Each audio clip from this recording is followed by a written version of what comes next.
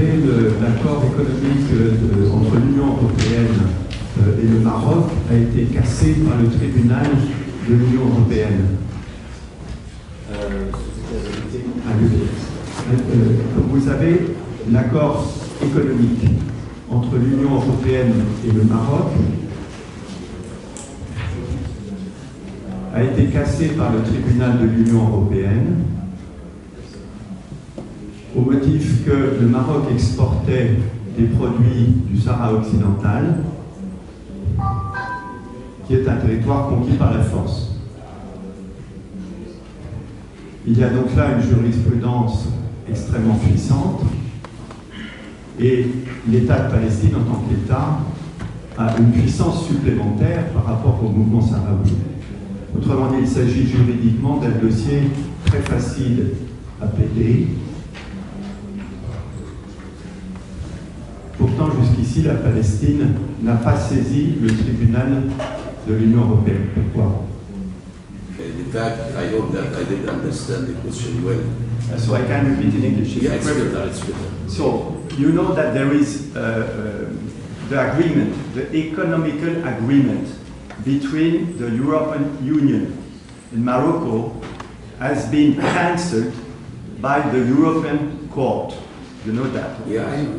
So, it is very easy to use the same juridical procedure to break the agreement between the European Union and Israel, according to the fact that Israel is exporting, as you told us previously, illegally from the West Bank. Till now, you never seized the European Court. Why? First of all, I would like to thank you for this recommendation, and I promise you that we will discuss this seriously. We will discuss this seriously, and I think that this could be a good opportunity for us to raise the issue of going to an European court in order to find, I think, a legal solution. And I hope also that the peoples and the governments of Europe to understand that the double standard policies is not a great honor for anyone.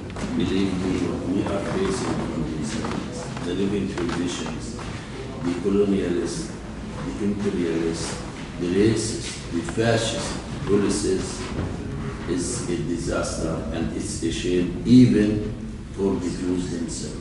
The Jews are using the issue of the Holocaust, which I think the Palestinians had nothing to do with, in order to commit the same crimes. We are 13 million, half of us still historic Palestine, and half of the rest half is living in diaspora all over.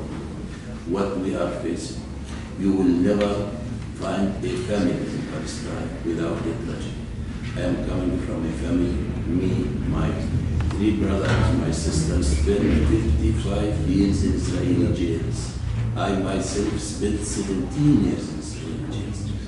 And what we are facing, believe me, no way to find any president, for example. Even in South Africa, the situation was kindergarten of what's going on.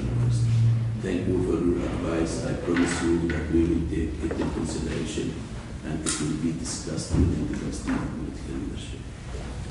C'est pour réagir à mon prédécesseur qui a posé la question, évoquant le nord sur le Sahara marocain, je dirais bien, et je vois mal l'assimilation d'une question d'un processus qui est suivi au niveau de la 4e commission des Nations Unies au sein du Conseil de sécurité, et c'est de la question de la Palestine. Les deux éléments sont complètement mutuellement exclusifs et je ne peux pas être assimilé. Si on est là au cours de ce débat, c'est tout simplement pour jeter un lumière sur la question palestinienne et les dernières évolutions. Qui coïncident justement avec cet accord du siècle, les derniers développements sur cette question. Je souhaiterais rappeler qu'il n'y a rien qui a été cassé entre le Maroc et l'Union européenne. Au contraire, il y a un accord de pêche qui a été signé.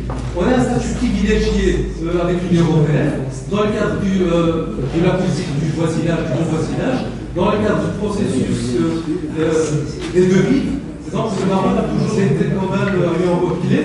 dans la région comme méditerranéenne, et surtout avec ses partenaires de l'Union européenne, y compris bien sûr la France et tous les pays qui constituent bien sûr l'Union européenne à titre bilatéral et à l'échelle multilatérale.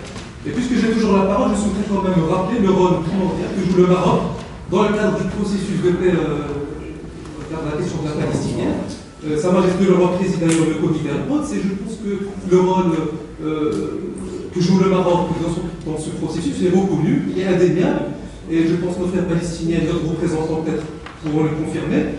Le Maroc, en tant que président du Conseil du groupe arabe ici à Paris, joue un rôle quand même primordial pour pousser et promouvoir justement la question de la Palestine dans le cadre d'une tentative bien sûr de trouver une solution bien sûr à deux États. Sa Majesté a toujours été le premier bien sûr à rédiger une lettre en nom bien sûr des pays arabes directement aux États-Unis, directement adressée au président Donald Trump pour justement dénoncer cet accord du siècle et bien sûr les propos qui ont quand même été avancés par les responsables américains. Et donc je réitère quand même l'intention de mon intervention. Je vois ma assimilation entre cette question du Sahara marocain qui connaît un grand développement, qui connaît une décentralisation où bien sûr cette fois les recettes qui sont extraites de la zone des provinces du sud marocain sont réinvesties dans le cadre du développement humain dans le Maroc.